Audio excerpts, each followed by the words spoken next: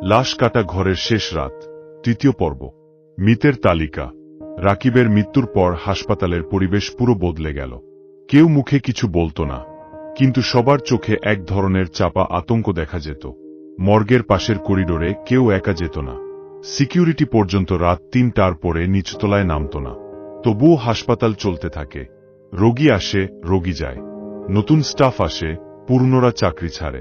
কিন্তু একটা জিনিস একই থাকে, রাত ৩টা ১৭ মিনিট। ঠিক এই সময়ই মর্গের লোহার দরজার ওপাশ থেকে কিছু একটা শুরু হয়। রাকিবের দাফনের রাত। রাকিবকে দাফন করা হয়েছিল খুব দ্রুত। পরিবারকে বলা হয়েছিল হঠাৎ হার্ট অ্যাটাক। কিন্তু যারা গোসল করাতে গিয়েছিল তারা পরে আর কখনো সেই বিষয়ে কথা বলেনি। কারণ তারা দেখেছিল রাকিবের বুকের মাঝখানে লম্বা সেলাইয়ের দাগ, যেন তার শরীর কেটে আবার সেলাই করা হয়েছে। কিন্তু পোস্টমর্টেম তো হয়নি। তাহলে এই দাগ এলো কোথা থেকে? এক বৃদ্ধ গোসলদাতা নাকি চুপি চুপি বলেছিল, এই লাশের চোখ বন্ধ করো না, ও নিজেই খুলে ফেলবে। কেউ তার কথা বিশ্বাস করেনি। কিন্তু জানাজা শেষে কবর দেওয়ার সময় রাকিবের কফিন নামানোর মুহূর্তে ভেতর থেকে ৩বার শব্দ এসেছিল। সবাই ভেবেছিল কাঠের আওয়াজ। শুধু তার ছোট ভাই জ্ঞান হারিয়ে ফেলেছিল, কারণ সে শপথ করে বলেছিল ভেতর থেকে কেউ কফিনে নখ আঁচড়াচ্ছিল। হাসপাতালে নতুন গুজব। রাকিবের মৃত্যুর ৩ দিন পর থেকেই নতুন গুজব ছড়াতে শুরু করল। নাইট ডিউটির নার্সরা বলতো মর্গের সামনে দিয়ে হাঁটার সময় কারো পায়ের শব্দ পেছনে আসে, কিন্তু ঘুরে তাকালে কেউ থাকে না। একজন ওয়ার্ডবয় দাবি করেছিল সে রাতে নিচতলায় লিফট খুলে দেখে ভেতরে একটা স্ট্রেচার দাঁড়িয়ে আছে, তার ওপরে সাদা চাদরে ঢাকা দেয়া, কিন্তু আশেপাশে কেউ নেই। সে ভয় পেয়ে লিফট বন্ধ করে দেয়। পরদিন খকঠুরিতে দেখা যায় লিফটটা সেই সময় খোলেইনি। শামিউলের আগমন। নতুন ইন্টার্ন শামিউল এইসব গল্প জানত না। সে গ্রামের ছেলে, মেডিকেলে ভালো রেজাল্ট করে ঢাকায় এসেছে। শান্ত, ভদ্র, কিন্তু সাহসী। প্রথম দিনেই সে লক্ষ্য করল স্টাফরা মর্গের প্রসঙ্গ এড়িয়ে চলে। একবার সে হাসতে হাসতে জিজ্ঞেস করেছিল, নিচতলার মর্গে এত ভয় কি? একজন পুরনো নার্স শুধু বলেছিল, যদি কখনো রাত ৩টা ১৭ ওখানে যাও, কেউ ডাকলে উত্তর দিও না। শামিউল হেসে উড়িয়ে দিয়েছিল। প্রথম রাত। সেই রাতেই শামিউলের জরুরি ডিউটি। সব স্বাভাবিক ছিল। একটা রোগী ভর্তি, 2টো প্রেসক্রিপশন, কিছু রিপোর্ট। রাত ২টা ৫৫ এক নার্স এসে বলল, মর্গ থেকে একটা পুরনো ফাইল আনতে হবে। স্যার চেয়েছেন। শামিউল একটু বিরক্ত হলেও রাজি হল। নিচতলায় নামতেই সে ঠান্ডা বাতাস টের পেল। করিডোরের বাতিগুলো টিমটিম করছে। দূরে মর্গের দরজা আধা খোলা। যদিও তার মনে আছে সন্ধ্যায় সে নিজে দেখেছিল দরজা তালা দেওয়া। সে এগিয়ে গেল। ভেতরটা আধো অন্ধকার। একটা স্টিলের টেবিলের ওপর সাদা চাদর ঢাকা দেয়া। চাদরের নিচটা ওঠানামা করতে লাগল, যেন কেউ শ্বাস নিচ্ছে। শামিউল স্থির হয়ে গেল। তারপর ভেতর থেকে কণ্ঠ, তালিকায় তোমার নাম নেই। শামিউলের বুকের ভেতর বরফ জমে গেল। সে কাপা গলায় বলল, কে? এইবার কণ্ঠটা হাসল, একটা ভাঙা, শুষ্ক হাসি। তারপর বলল, তাই এখনো বেঁচে আছো? মৃতের খাতা। ঘরের কোণে পুরনো কাঠের একটা আলমারিতে ছিল। হঠাৎ সেটা নিজে থেকেই খুলে গেল। ভেতর থেকে একটা বিশাল মোটা খাতা পড়ে গেল। খাতার পাতাগুলো নিজে থেকেই উল্টাতে লাগল। শামিউল ভয়ে পেছাতে চাইল, কিন্তু তার পা নড়ছিল না। পাতা থামল একটা জায়গায়। সেখানে অনেক নাম, অনেক তারিখ। সবাই হাসপাতালের পূর্ণ ডাক্তার, ইন্টার্ন, নার্স।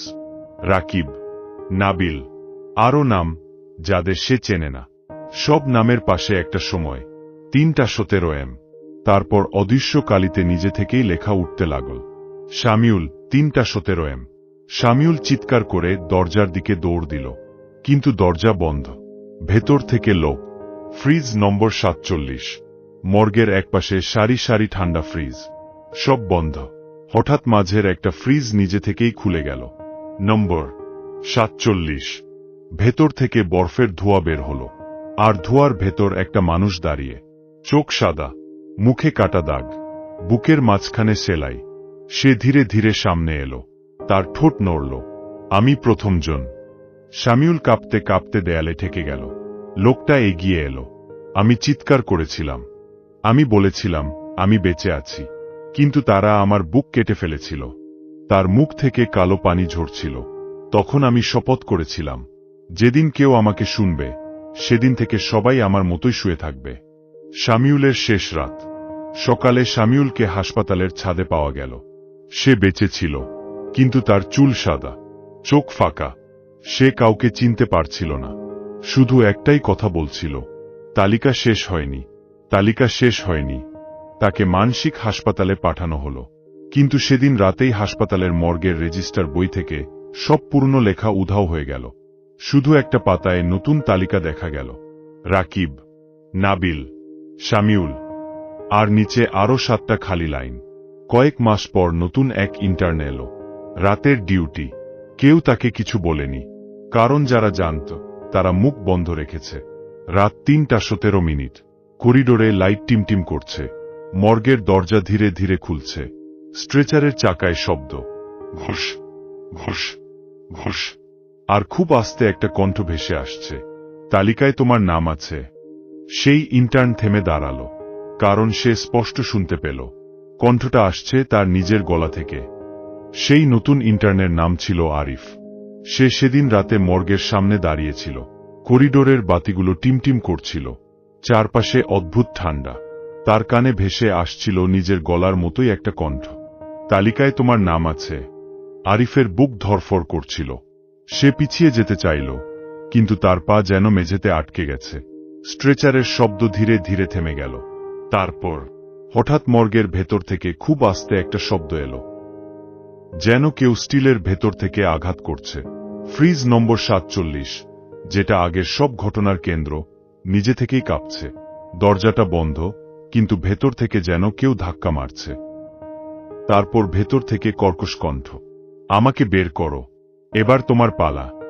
আরিফ চিৎকার করে দৌড় দিল, কিন্তু করিডোরের শেষ মাথায় গিয়ে থেমে গেল।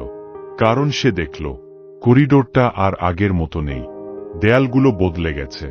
হাসপাতালের সাদা দেয়াল কালচে, ভেজা, রক্তমাখা।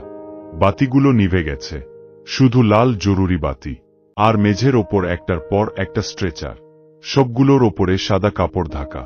প্রতিটা স্ট্রেচারের পাশে একটা নম্বর ঝুলছে, 41, 42, 43, 45, 46, আর শেষেরটা 47।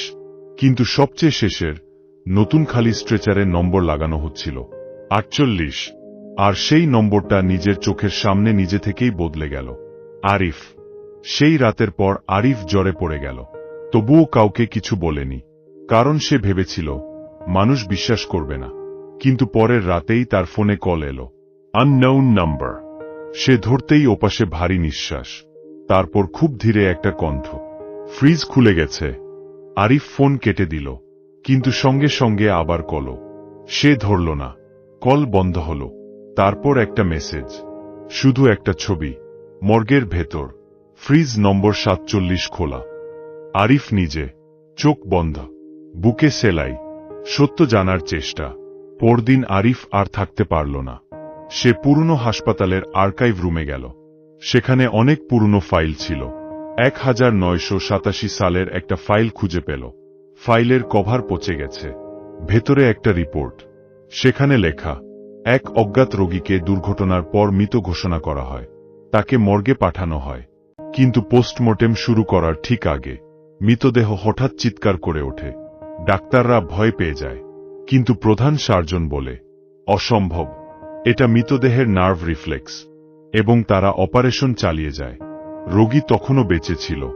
রিপোর্টের শেষ লাইনে লেখা, দেহটি কাটার সময়ে রোগী চোখ খুলে তাকিয়েছিল, আর নিচে একটা হাতে লেখা বাক্য, সে মারা যাওয়ার আগে বলেছিল, আমি কাউকে ছাড়ব না।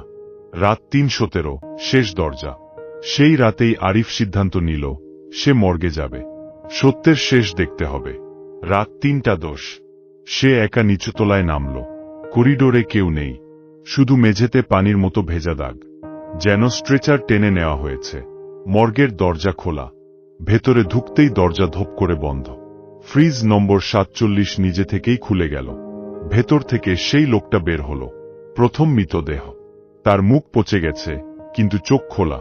সে বলল, তালিকা শেষ হতে আর 6 জন বাকি। আরিফ চিৎকার করে বলল, আমাকে ছেড়ে দাও।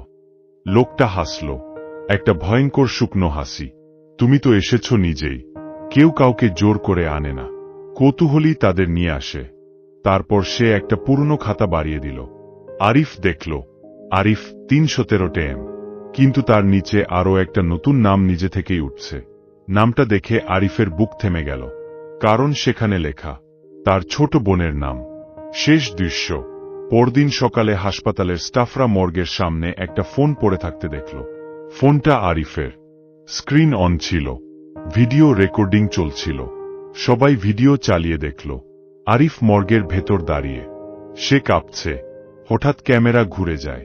ফ্রিজ নম্বর 47 খোলা। তার মুখ স্পষ্ট দেখা যায় না, কিন্তু সে ধীরে ধীরে ক্যামেরার দিকে এগিয়ে এসে বলল, পরের নামটা কি তোমার? তারপর ভিডিও বন্ধ। আরিফকে আর কখনো পাওয়া যায়নি। কিন্তু সেই দিন থেকে হাসপাতালের নতুন গুজব শুরু হল। রাত 3:17 যদি কেউ মর্গের সামনে দাঁড়িয়ে নিজের নাম মনে মনে বলে, ফ্রিজ নম্বর 47 খুলে যায়, আর ভেতর থেকে নিজের গলাতেই একটা প্রশ্ন শোনা যায়, তুমি কি এখনো বেঁচে আছো? চতুর্থ পর্ব খুব শীঘ্রই দেওয়া। পরবর্তী পর্বের জন্য ফলো দিয়ে রাখুন।